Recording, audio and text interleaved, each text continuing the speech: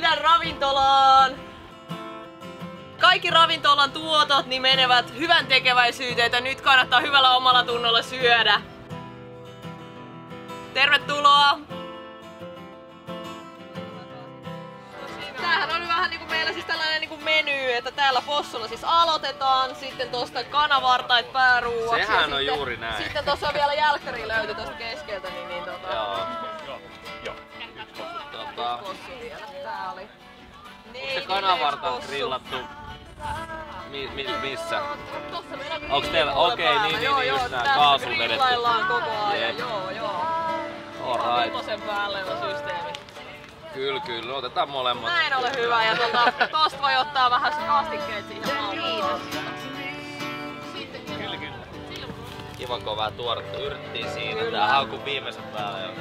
Ammattikeittiö.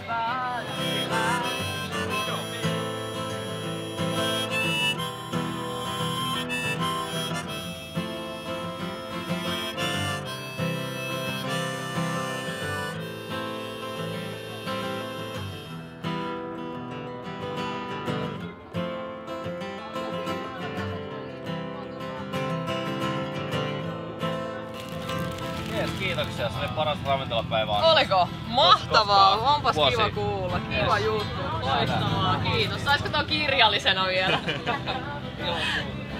Löytyy Instagramissa #sydänravintola, niin sinne voi tägää kuvia. Okei.